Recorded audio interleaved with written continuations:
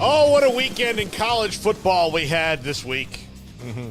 It was great. I was in Gulf Shores, Alabama, which I've been through Gulf Shores. Correct. I've never been to it. I haven't either. In the area. So we went to the Floribama bar, which I would say if Leonard Skinner was a bar. This was it? This was it. And it was a cool place, but it was like the world's biggest dive bar. Like, it's huge. It's fun, though. We had a good time. And they had two stages. They had one, like, inside main stage, and they were having some kind of singer-songwriter festival. And I find a lot of stupid humor in, like, I love those kind of musicians, Garrett, as you know, and a lot of them were from Nashville. Right. But, like, I love because you, like, just randomly walk through at any time. Like, I remember walking through to go to the bathroom, and, like, I stopped and, like, they were playing like an old Waylon Jennings song, and the guy was crushing it. Yeah. Just crushing it. And I was like, ooh, man, I'm going to hang out and listen to this for a second. So I'm listening, but then, like, the thing is you get, like, the singer-songwriter festivals, and the people who were there for just that are so intent on everything that they say and the story they tell, which it's fine, it's their thing. But if you're just picking it up randomly and then you see people like, you know, he's like, let me tell you about my old guitar. You remember my old guitar? We used to call him Ted the Tank, you know, because he went through some stuff, man. I dropped him on stage and, you know, all these things. Yeah. And like every time he would say something that was kind of mundane, like, we're on the old bus, man. We're on the old bus. And be like, yeah, the bus. I remember that one Tuesday. Yeah, the bus. I was like, bro, you've never been on the bus. Yeah. You don't know it. You saw a picture one time. The bus, you know, golly. So it was weird. But I was there with a bunch of buddies of mine from high school. Some of us went to FSU together, but we all went to high school together. Three of us literally have gone to middle school together. Like, we've been friends for 30 years. Yeah. So a lot of these guys I hadn't seen in like 15, almost 20 years, like a long, long time. A long time. So it was great. I will tell you, there is nothing funnier than the 44, 45-year-old men dudes trip where – you know, you do push it a little bit to try to make it past midnight. To try to regain your 20s. And then there's like the pushback. Also, you know, when you've got like a couple dudes like sharing a room in a beach house that are in their 40s, the fart chorus that happens is quite a random and funny thing. I'm happy to say that now after this weekend, I'm on the liver transplant list because I drank way too much, but had a great time. You know, it was awesome. I recommend you guys go into Gulf Shores, Alabama. Also, I'll tell you this, 8 45-year-old guys. The beach house was huge. It was a huge place with plenty of space. So it wasn't like we were on top of each other. Yeah. But it is strange to see, like, you know, how close you can get back to being on the high school football team again and the stuff you pull. I will not say the specific thing that happened on the show because the two people involved in it would just kill me. But there was a thing that happened that if you had taken it out of the Floribama bar and put it to outside the gym in 1997. It's the same thing. Same thing. Same thing. Same thing. Same thing. 28 years. Doesn't matter. Doesn't matter. It's irrelevant. Yeah. So I'm going to tell you this. I hadn't gotten to do that in quite a long time. I'm glad you got to go. Yeah. I hadn't gotten to do anything like that. So it was great. It was really, really great. And I was so fired up to be there and see everybody. But we watched a ton of games. You want to know, like, would you like to ride the sadness meter? Yeah, let's go. Okay. So here's the sadness meter. 11 o'clock kick. I've got Billy, best friend from childhood, Gator fan. Ooh. Playing the Longhorns. So here's my thing about that game. Don't give a crap what happens. You turned down an opportunity to go on your trip. Yeah. Actually, like, I would not have gone to that game. Andrew tried to spice it up for me, too. He did. Because I'll do this. He's like, you name the restaurant, I'll take you after. Like, we'll just like, I want you to, it's like, I'll like, you want a bottle of expensive whiskey, like you he name was it, pulling I'll out buy all it. the Like stops. he was Okay. like trying to like, it was like the celebrity gift basket of things. Like that's what he wanted. Like, because he wanted to see. He was going to make your life hell. Well, because he and I watched that Texas-Florida baseball game together because it was like we had to carry it, and it was in the middle of like the show or whatever. Like I was there, so we were watching it on TV, and every time someone got a hit or struck out, I was like, I didn't know how to feel. Right. So he wanted to see that in the person on the like football side. So there's no way I was going to do that. But I knew that Florida was going to get rocked, especially when DJ Lagway, who was never going to play. Like, again, I love this, like, oh, this guy, well, you know how bad he was hurt. I'm going to let him go out there and warm up, but he's not really doing anything but standing in one spot and throwing. Like, okay, he would do that anyway on the side in practice. Yeah. You're just trying to not, like, let his arm get tired, but you are not going to push his hamstring to the brink. I mean, I understand, like, wanting to play. You want to be that guy. It's coming back to Texas and kind of making your mark as beating them. I understand where he was coming from, but at the end of the day, that was more just kind of fluff and hoping Texas would buy in on it. But, yeah, there was no chance he was playing in that game. Yeah. It was – so anyway, there's that one. But then my friend Kyle, who was hosting the thing, it was his sister's beach house there in Gulf Shores. And thank you to Matt and Kara, if they ever do see this clip, for letting us use it and trusting us not to wreck it, which we did not. But there was a time there, like early Saturday morning, I thought if Friday continues, right, we might have to like make an insurance claim. but Kyle, my friend, he went to FSU with me, but his whole life was a huge Miami fan, but it just didn't work out for him to go there. Like there's always things. Right. So he went to FSU, but he's been a Miami fan. Like I've known him since we were 11. He's never cheered for any other team but Miami. Now he did rock Florida State more. And our friend Jeff, who is a Notre Dame fan, same thing with him. He also went to Florida State, but that's a story for the end of the night because. So anyway, so then Miami loses to Georgia Tech, and Miami's defense is absolute trash, and we've known this for a while. And they are going to wind up costing Cam Ward something glorious. Like whether it's whether their defense affects. Here's the thing: I don't know if that defense is good enough to win the title. The offense is certainly good enough to win the title. Yeah, although they didn't have a great day the other day. But first of all, Brent Key owns Mario Cristobal. Yeah. Straight up owns him, and they won that game the other day, rolling out two quarterbacks who couldn't throw. I mean, they threw a touchdown pass, but they could not throw the ball and won the game. That is not a. I mean, if you look at the teams that are going to be above Miami in the college football playoff, should they get there, or even SMU, who they would likely play right now in the ACC championship game, they can all run the ball. Yeah. So like if Miami winds up playing Boise State, guess what? Yeah, good luck with that. Problem. If Miami winds up playing Quinshon Judkins and Travion Henderson, problem. If Miami winds up playing any of the 11,000 running backs that Oregon has, problem. I'm probably like playing Jalen Milroe in Alabama, problem, right? Like those kind of things. And like say A&M gets to the playoffs. Jaden Blue and Trey Wisner. I'm sorry, Quintravian Wisner. Like you look at all the teams that are up in there, like they're all pretty good at running the ball, So this is a problem for them when they get to the playoff, and even down the line here in the ACC like championship game, should they stay in it. And so what I'm concerned about is sometimes guys don't win the Heisman Trophy because not of anything they did.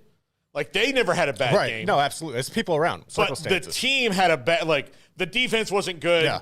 So you're going to be like, well, we're going to give it to this guy because of this. Well, that's why it's screwed up, because it's an individual award, but it's based on what your team does around you. Yeah. And it's only for, like, two positions, essentially.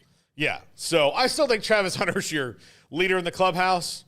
I think Cam Ward and Ashton Jeanty are 2 and 3. And I think if Travis Hunter didn't exist, then you just swap out Shedeur for him. But I don't think Shadur, I mean, he probably cares a little bit, but I don't think he cares that much. I mean, Travis is like their adopted, the other adopted Sanders there. But yeah, so Miami loses, so that's bad. Florida's already lost. Then we go and watch Florida State. I mean, I know they went to Notre Dame because I saw them on video, but nobody told them that, like, you have to try to match the effort. Right. Like, it's going to look bad if you don't play as hard as the other guys, even if you lose. So that was brutal. And then two of the guys, Jeff and Ken played baseball at Notre Dame, are Notre Dame fans, so I had to sit there and watch that with them. How'd that go? I mean, like, we're too old to, like, be that miserable, but it was like, I was mad that they saw them enjoy. And the last time, I'll tell you this, here's the last story I'll tell about this, and then we'll get into the week. So the last time I saw Kenny, he was playing baseball at Notre Dame. Mm-hmm. His sister went to FSU. Okay. He grew up an FSU fan, but then got a baseball scholarship. Got to take it. Out of high school. We went to high school together to Notre Dame. And so he went to Notre Dame. And the last time I had seen him before this trip, even though we'd been in like fantasy football leagues and maybe talked over the years, like intermittently, I hadn't talked to him in forever. But the last time I saw him, Notre Dame came to Tallahassee in the Super Regionals and beat us. And I was very conflicted about how happy I was for my friend. I was like, I remember sitting, like, talking to him after the game, and like my brain is going like, I'm happy for him. Right. I think I am, but I'm also pissed at him because this is another opportunity. We're not winning the championship. And he did get a couple hits in the series, so he was part of the problem. And then it makes me madder because, like, I was talking to him and, like, I was trying to get the timeline right. I'm like, hey, when were you there compared to Jeff Samardzija? He's like, Samardzija was the year right after me. I'm like, we didn't even lose to Samardzija? Oh, my. We lost to you? No. I told him, I'm like, look, I'm still a little conflicted about it. It may never be. I said, because it's fair. Because it's one of the things I've always wanted the most in my life. And one of the people who's denied it from me is a guy I consider a very close friend. Yeah. It's hard. That is a brutal thing to have to deal with, Paul. Yeah. And then I mean, like, granted, like, they didn't win either. And then, like, when they went to the College World Series, I was rooting for him. Mm-hmm. But yeah, I mean, he's the one who, like, he had a hand in, like, taking it away. So, and he's like, yeah, I'm sure they'll get one eventually. And I was like, it's been a while. You've been waiting for a while. I don't know if I believe that. But that was my weekend. It was great. Had a blast. But, Garrett, I think there's one game we have to talk about before all of them. Okay. Which one is that? BYU and Utah. Let's do it. Because, look, all the games I've talked about before, I mean, I guess I kind of dove into some of the other ones. There were not a lot of, like, super great games. Bama and LSU was Don't even want to talk about that. Blowout. That was stupid. Yeah. Miami and Georgia Tech was interesting and got close at the end, but Georgia Tech was in control the entire game. If the old game control stat, it was pretty much Georgia Tech, like 80-20 in that one. But game control of this one was mostly Utah. And then we have 4th and 10. You get a sack barely out of the end zone. So you go from thinking you may even have a safety. It looked like a safety. And getting the ball, back to win, to having a defensive holding call, and to Mark Harlan, the AD, losing his mind. And I mean, he wasn't like unhinged, but like as ADs go, unhinged is showing up at the press conference. Yeah. That never happens. Like, I know that like somebody's gonna say like, oh, I remember it. No, it never happens. Like the ADs are always at the press conference because they're waiting to talk to the coach or the players or whatever. But he went in the locker room. Everyone was mad. He caught some of that energy and he walked right to the microphone and said we were robbed, the game was stolen from us. Now, look, if you've seen any of the video after it, the replays, different camera angles on Twitter and everything, stuff in the field, it was a legit defensive hold. It was. So the question isn't, was it a hold or not? It was, what is the swallow the whistle line in a situation? Because sometimes across all sports, how many times in basketball have you seen like, well, I guess that could have been right. Well, Duke has a title in basketball against Butler, because there was a swallow the whistle on Zubek against Gordon Hayward. Did the Baylor women lost a championship like that? A swallow the whistle type thing. Yeah, and like you can call it, but at this moment, like I think sometimes unless things are egregious, like if things are in the normal motion of gameplay, in the time it's going to be intense and that there might be some things that happen, but they swallow the whistle. But swallowing the whistle is completely subjective. It's completely, depends on the moment, depends on the person. So there's no like code of whistle swallowing, right? There's nothing out there that, when they sign up for the official referee fraternity, that they put their hand in a Bible and say, I swear to adhere by the standards of, I will not make a call under these scenarios that are listed in the Bible of refereeing. Well, I mean, like watching that play, you could tell, like I had to watch it about 3 times to fully understand what was happening there. And I think if they wouldn't have gotten to Retzlaff and he would have just thrown it away or something, then maybe it would have looked differently. It still would have been a frustrating situation because you would have had to throw the flag on that. But I think the fact that they got to him and it would have been a safety in that situation had that flag not been thrown, that's what's really the difference here. At the end of the day, though, it was a rivalry game. You can't go and blame one play for the outcome. I'm sure you can go turn on the film right now. There are multiple scenarios where BYU, could have lost that game or Utah could have done something and stepped up on a 3rd down. It's just unfortunate that the way it happened. At the same time, though, it's a rivalry game. That's what you want. It was exciting. I think that was the best thing for the Big 12 is to have something like that with BYU still coming out on top. Also, I think Harlan's probably upset with the fact that in that moment, you're thinking, okay, was this an egregious call that's given our rival the benefit of the doubt to keep their playoff hopes alive? I mean, it's naturally going to come in the back of your head. And then once reality sets in, you calm down, you redact what you said, and you go from there. But it's just one of those things where you get caught up in the moments. It's sports. It was very Jerry Jones-esque. Just go out there and put yourself out there like that, or like a political stunt we see where let's just go yell into the void and hope everybody gets brainwashed by it.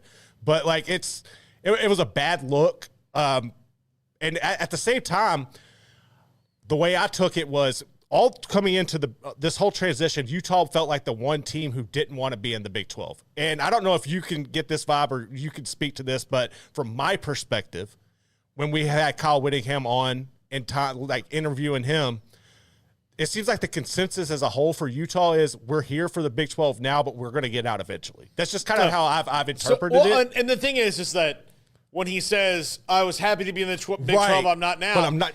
You can't say that, dude. First of all, let's rewind to the previous conference you were. Exactly.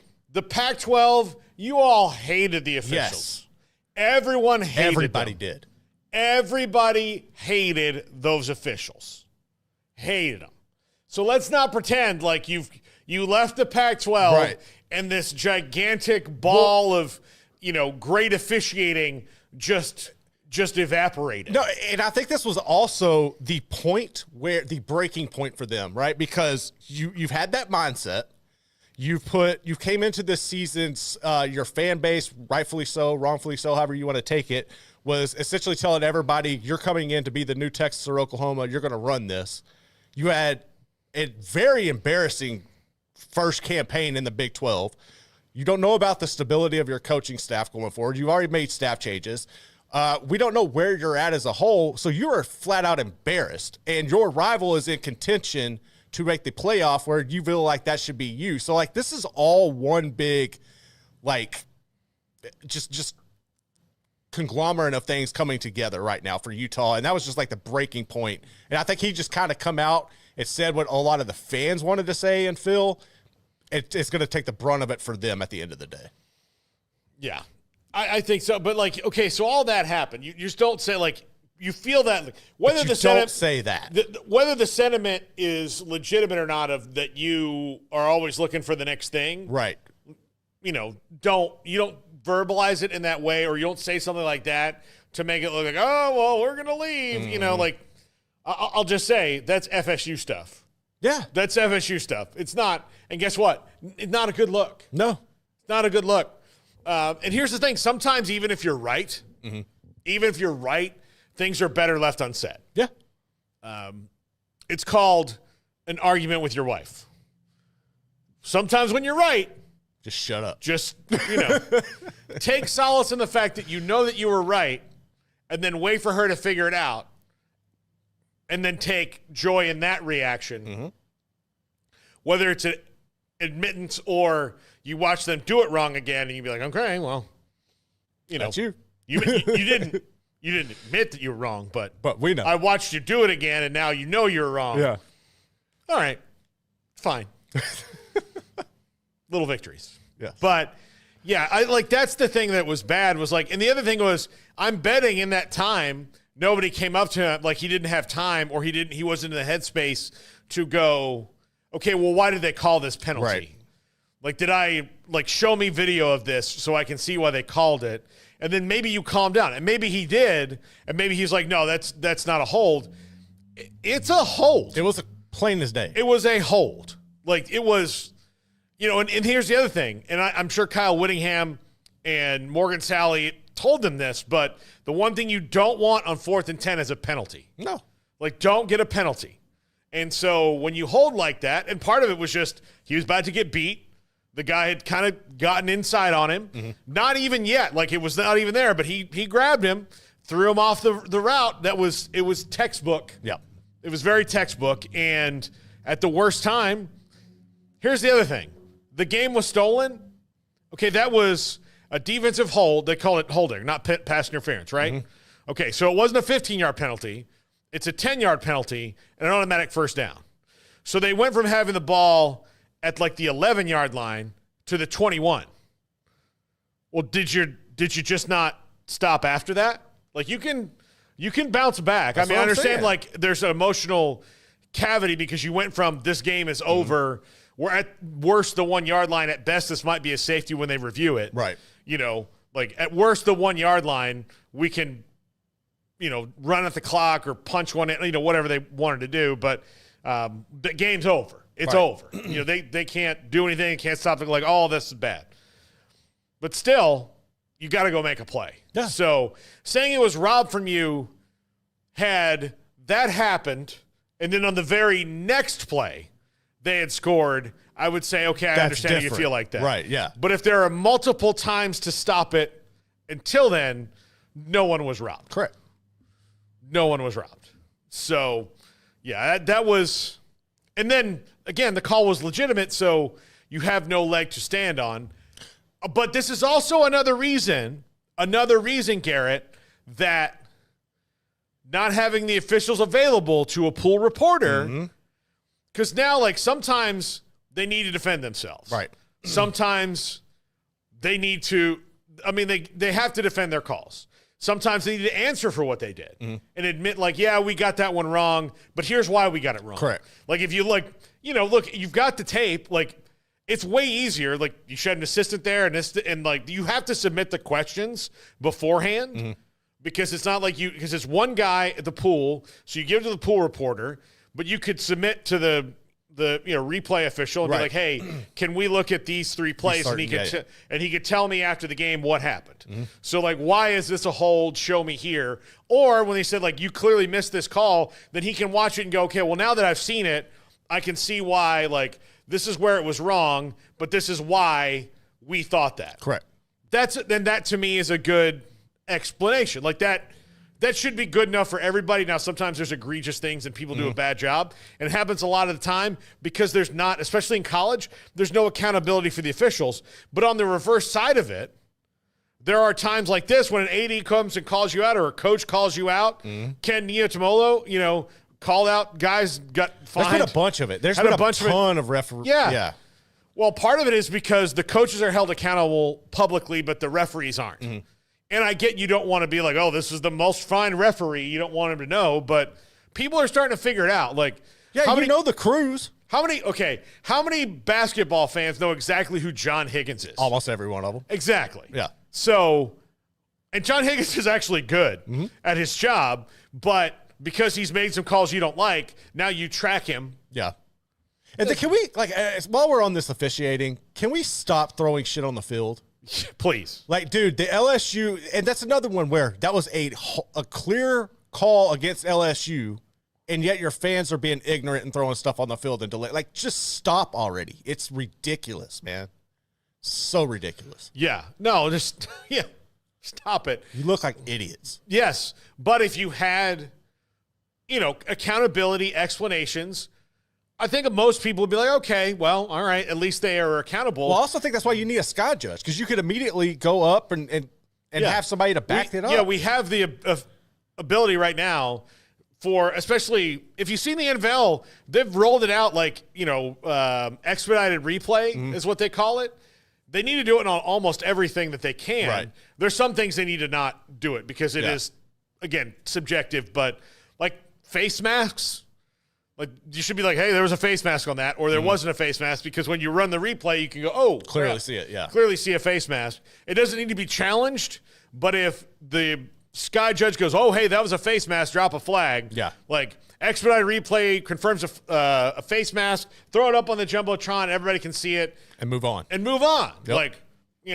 Like you can eliminate a lot of these things, or they say, hey, an eligible man downfield, and you look and it wasn't an eligible man downfield. Wave it off. Yep. Like, don't pick it up. Just tell them, pick it up. It wasn't. And that way they know, like, no, he said he wasn't. They were seeing it up there. All right. And then move on. It would make everything so much easier. It's about communication. Just communicate. Watch the UFL and the way Dean Blandino does it, where he's sitting there and he just goes down to the official and they'll replay it and he'll be like, look, we've got an incomplete pass. The previous spot was the 17-yard line. He didn't get, his first foot landed out of bounds. He didn't control it all the way through, whatever it is. And then they go back. It takes 10 seconds longer. Yep. It speeds everything up. They should do it. They eventually will. Yeah, they will. But again, this is going to be one of those things, my soapbox of, there shouldn't be conference officials. There should be one central unit, because conferences shouldn't. For example, not to bring up horns down, but the fact that horns down was a penalty in one league and not another is stupid. Like, it was any gesture, it would be stupid that it's a penalty or not a penalty that we're having this discussion. Yes. Because then, clearly, like, Texas is kind of the test case for this, in that in the Big 12, it was a penalty. In the SEC, they said, shut up. No, it's not going to be like, we can make fun of each other every way we want to. Like, that's part of the reason we're the SEC, And so, and then the other thing was that bails out the Texas fans that really thought, like, please don't call a penalty on the horns down. Yes. Please don't call a penalty on the horns down. We don't want it. It's the majority of them. Correct. And it ends the discussion because you have a national officiating office and one that answers to everyone as opposed to this little pocket of where the influence is stronger. The SEC does it best. Do you think Greg Sankey, honestly, he doesn't put any more weight to Alabama than he does to LSU, to Georgia, to A&M, to Texas, anybody. Vanderbilt. Which is why they're the strongest conference. Exactly. Like, that's of all the things I complain about the SEC, Mike Slive said a culture of, we are one, and when you have a grievance, we're not going to be like what the Big 12 is, where if Texas has a problem, then that's a problem. If Texas Tech has a problem, maybe it is. Yeah. Maybe. It depends. Right. Is it as big as Texas's problem? Because Dan Beebe was in Texas's side pocket. Like, every chance they got, they exploited Dan Beebe because he thought what was better for Texas was better for the Big 12. Correct. And that was only true to a point, right? Yep. I mean, yes, like in the Big 10, what's better for Ohio State's usually better for the Big 10 to a point. But then when you start, hurting the other teams, what's good for Alabama, what's good for Georgia, what's good for the big brands, is good for the SEC. Again, to a point. But if you cut the knees out of South Carolina and Vanderbilt to serve LSU, are you really doing right by anybody? No, not at all. Which is why, if you bring it under the collective part of it, officiating-wise, look, do you think in the NFL the Bucks and the Chiefs have any kind of different beef or weight? Like when Roger Goodell has there's a situation, that they're like, oh, well, you did it because the Chiefs said so. Mm-hmm. Yeah, no. I mean, and that's why it is the most successful sports, I guess, league there is, and that's why it's all cyclical like that. Yeah, absolutely. So if they bring it under the whole thing, then they can fix a lot of this stuff. They can fix a lot of it. But every year we have a bunch of people criticizing officials. Some, like Mark Harlan, were wrong, and some are right. Yes. Some are dead on right. And then we're like, no, you're fined. And they're like, what about the officials? Like, well, we have a lot of games. They're going to get a bye week this week. Yeah, no. But we don't find out about it. And, like, part of me thinks that that's good because you don't want to give these people who have the hardest job on the whole thing. People, like, going to their house. Any kind of other thing. Or, like, no, like, oh, you've got Emery Winter today, referee and his crew. Oh, here we go. We're going to get a million phantom holding calls. Anytime a defensive lineman falls down in his own, it's got to be holding. Yeah. Thanks a lot, Emery. No. Yeah. There you go. Emery says he lets the boys play. No blood, no foul, right, Emery? Yeah, that's him. That's my ref. Listen, Emery's my ref. You know, block or charge? You know what Emery says? Neither. Figure it out. Yeah. Did the shot go in or didn't it? Then whatever happened on your side didn't work. Yeah. As long as everybody's got both eyes, we're cool. We're good, man. All right. Eye gouging is where I draw the line, but an attempted eye gouging is a gray area. Yes. So, yeah, look, I get what Mark Harlan was feeling. I get it. Yeah, but that's one where you gotta just chill for a minute. But again, there's only one or two people who could stop him. Yeah. And if both those people feel the exact same way, then who's going to stop him? Nobody. Like if the president's mad and the head coach is mad, and maybe his wife, he may not even seen her yet. I don't know. But like outside of those three people, if they all agree with you, that's all that matters. No, you've got to say something. You have to say something. Yeah, no, I'm going to go do it. I don't care if I get fined. And then you're there and you say it, and then you're like, damn. One of the interns is like, I don't think that might have been a hold. Don't say anything, dude. Don't say a word. You let Brett Yormark tell him that. Yeah. Do not say a word. Yeah, no, I got it. So,